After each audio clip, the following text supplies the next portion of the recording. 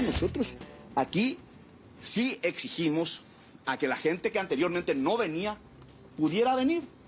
Y el que no viene, ahí sabe muy bien la directora de talento humano, de recursos humanos, que aquí se le hace el sumario correspondiente y, bueno, si anteriormente no venían, es que ustedes no lo veían.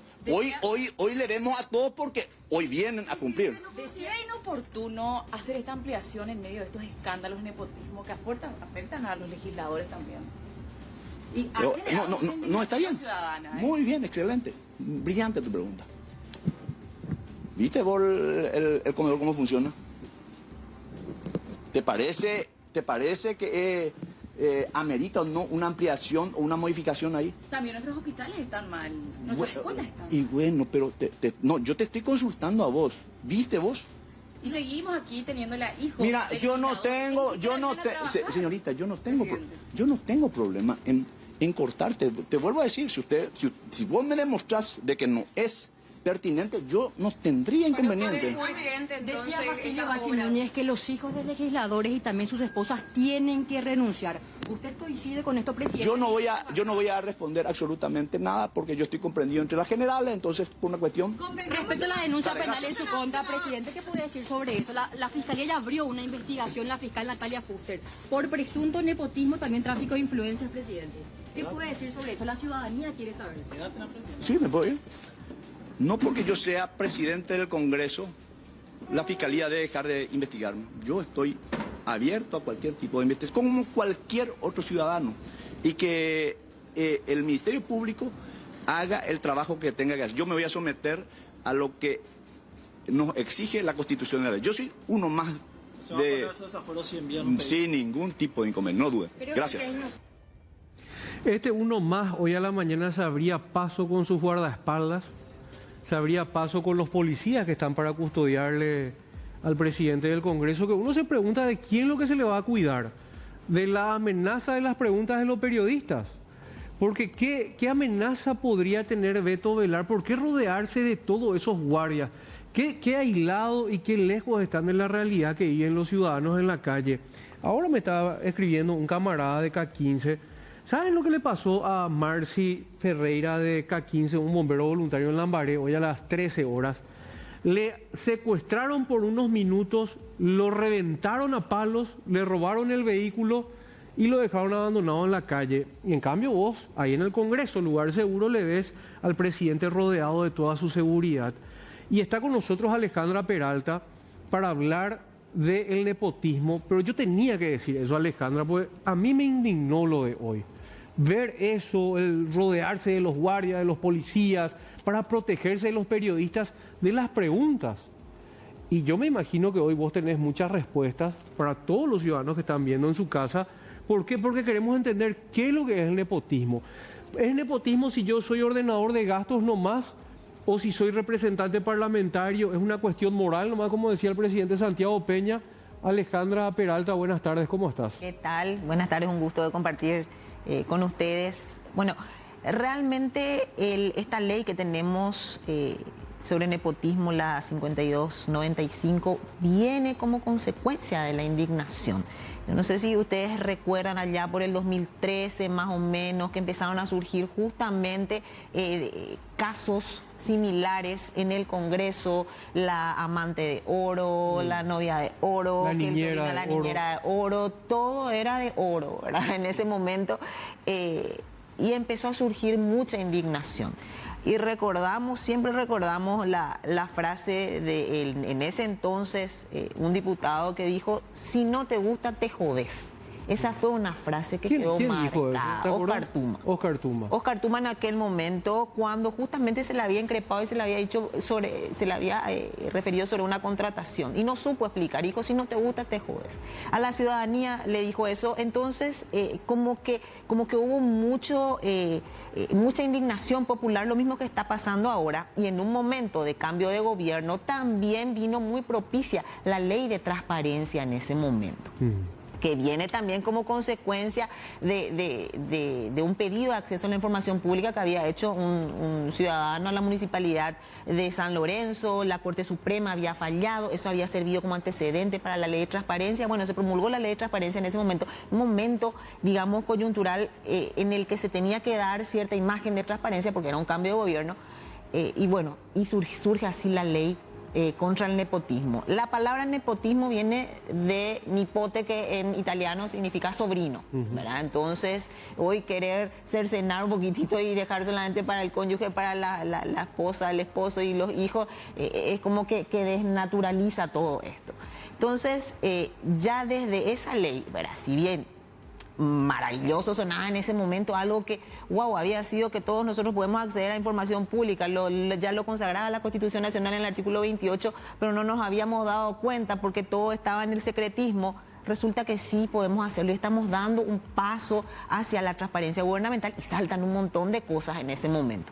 Alejandra, sí. Y esto realmente en aquella época causaba indignación y hasta pareciera ser de que los representantes de ese momento hasta se cuidaban un poco más. Exacto. Lo de ahora es... Exacto, era todo como nuevo. Si bien ya lo teníamos, el derecho lo teníamos garantizado desde el 92, recién desde ahí es como que la ciudadanía empieza a despertarse. Había sido que sí podemos pedir, había sido que sí podemos exigir. Un ciudadano lo hizo y ya todo el mundo vino después. Fue maravilloso en ese momento, digamos, un momento bastante, una primavera de transparencia que tuvimos. Lastimosamente duró poco tiempo. ¿Por qué? Porque después volvimos a las viejas prácticas. Y bueno, y esta es la consecuencia hoy en día y lastimosamente ya en ese momento se había, entiendo yo, a propósito, ex profeso, decimos los abogados, puesto o descripto lo que es el nepotismo de tal manera a dejar, como vos decís, a aquella persona facultada para nombrar o contratar a la esposa, al concubino, dice, o a los hijos. Entonces se escudan en eso y dicen, no, yo no soy el que contrato, yo no soy el que firmó, yo no soy el director de administración, ni que yo qué sé, era quien fuera el ordenador de gastos de la institución. Sin embargo, no podemos dejar de lado otros conceptos que son esenciales para este análisis, ¿verdad? Porque si bien no tenemos descrito el tipo penal de corrupción, existen actos de corrupción, actos que sí están tipificados y que constituyen actos de corrupción y que están en el Código Penal o que también están en la ley administrativa, que puede evidentemente resultar en una sanción, incluso en una prohibición para después dejar de ocupar cargos públicos. Y allí tenemos que irnos, ahí tenemos que remitirnos a conceptos claves como en lo que es el conflicto de intereses. El conflicto de intereses se da cuando se tiene justamente un conflicto entre mi interés particular, mi interés personal y en la posibilidad que yo tenga de determinarme de acuerdo a los principios que tienen que regir en una administración pública. ¿Cuáles son esos principios? Principio de transparencia, principio de efectividad, de proactividad, de eficiencia del funcionario para poder promoverlo, para evaluar su actuar, para decir si el principio de igualdad, de acceso, todos tenemos que tener, digamos, las mismas posibilidades de acceder, el principio del mérito, cuáles son mis méritos para poder acceder y evaluar sobre eso. Si eso me impide, si a mí la relación que tengo con ese pariente que ingresó me impide o me genera un conflicto de interés, entonces estoy incurriendo justamente en algo que finalmente deriva en un acto de corrupción. ¿Por qué? Porque no voy a poder evaluar su gestión eficientemente, no voy a poder hacerlo, digamos, con la imparcialidad con la que tengo que hacer, no voy a poder imponerle sanciones en caso de un sumario administrativo, voy a privilegiarlo por sobre otro para un viático, para una capacitación, para un viaje. Entonces eso quiebra con el principio, con los principios fundamentales que construyen o que solidifican lo que es la administración pública, ¿verdad? Y tenemos que recordar, no es un dato menor, que el artículo 8 de la ley 1626 especifica cuáles son esos cargos de confianza que son los que solemos escuchar ahora comúnmente, ¿verdad? No, se le nombró en un cargo de confianza, eso significa que puede acceder sin concurso, eso significa que puede ser removido en cualquier momento. Y ahí entra el hijo, la hija, la nuera, el sobrino, el primo, la esposa, el esposo, la novia, ¿verdad? Con argumento como no puedo traer a otro, pues solamente en él confío. Y no es ese el espíritu que se da a ese cargo de confianza. El cargo de confianza tenemos que saber. El cargo de confianza debería de ser ad honorem luego. Entonces ahí te olvidas de esto que estamos viendo, porque realmente indigna esta situación. Y antes por lo menos sabes que vos tenías a Alejandra Peralta que se le contrataba al operador político, ahora ni el operador político ya no se le contrata. Se le contrata al amante, a la hija, al sobrino, al primer entorno. Con el pretexto de que solamente puedo confiar en mi esposo, sí, en la persona, o en mi mamá. No puedo confiar en otra persona más que en la mujer que me dio la vida, ¿verdad? Pero no es así. ¿Por qué no es así? Porque el cargo de confianza no puede establecer privilegios. El cargo de confianza es una carga que el propio trabajo trae implícito por la información, digamos, confidencial que se pueda manejar, el trabajo delicado que yo pueda llevar adelante, ¿verdad? Pero evidentemente nunca perdiendo de vista esos principios de los que hablábamos recién.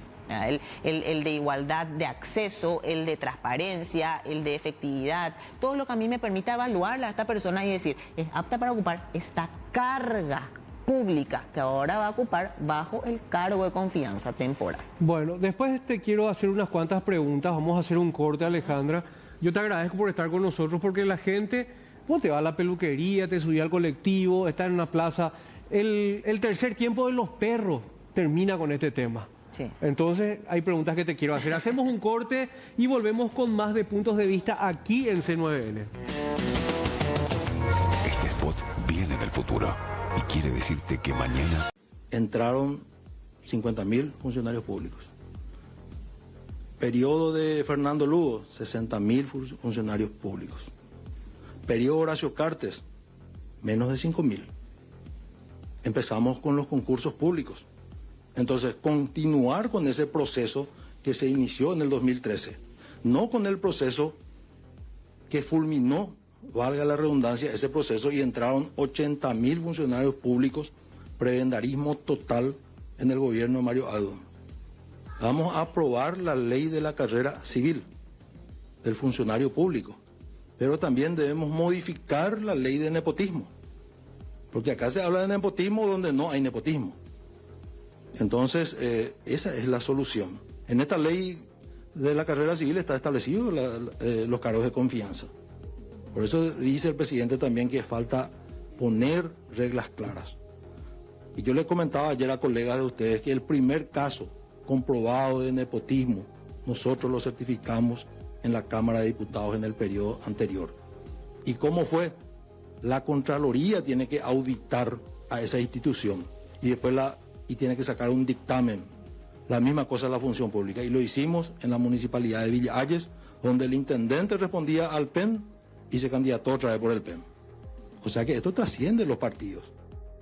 Bueno, todo el mundo hablando de esto porque evidentemente, Alejandra, es la exposición mediática también muy importante.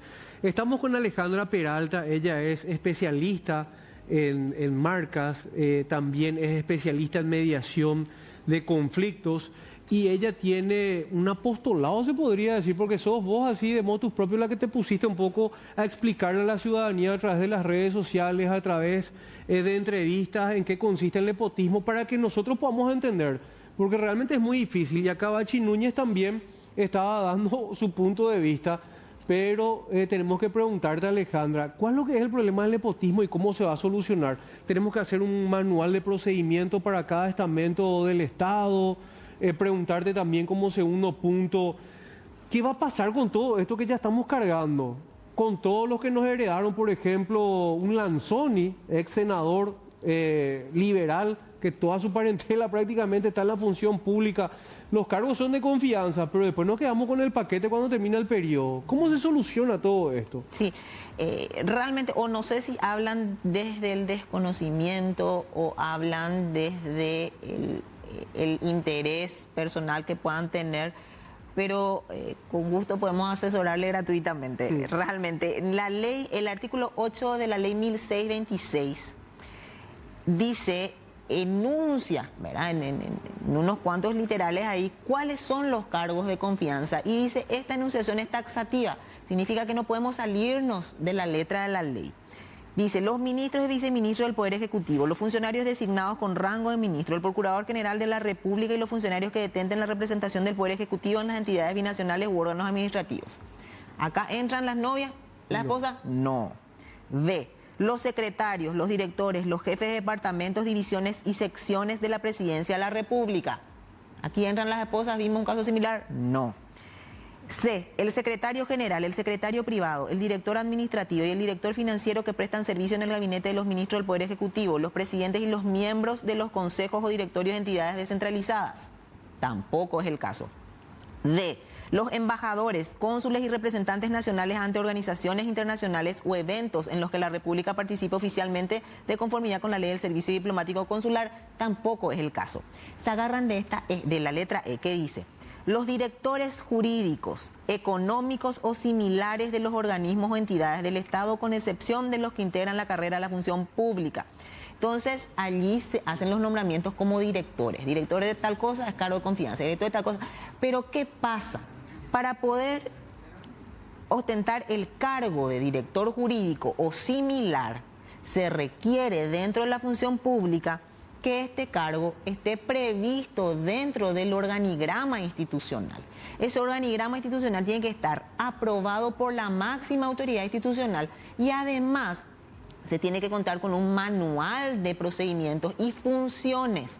¿Qué significa este manual de procedimientos y funciones? Por ejemplo, el director de administración, el director de talentos humanos.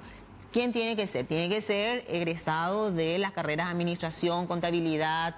O sea, tiene que tener el título que lo habilite para ese cargo específico. El título, específico. la edad, muchas veces también se puede establecer la antigüedad dentro de la función pública. Cada institución tiene que establecer cuáles son los requisitos para acceder a tal o cual cargo que tenga este rango de director. Alejandro, entonces para cerrar, todos estos casos, y me hace decir sí o no nomás, para poder cerrar, que vimos durante la semana en diputados, en senadores que están saltando ahora, sí representan a casos de nepotismo. Totalmente, y pueden constituir inclusive cobro indebido de honorarios. Entonces, eso sí que ya es grave. Muchísimas gracias, Alejandra Peralta. Nosotros despedimos hasta acá, pero vamos a estar encarando esto porque es el tema del momento. Muchísimas gracias. No, por nada. Bueno, hacemos un corte y después venimos para cerrar el programa. ¿Por qué? Porque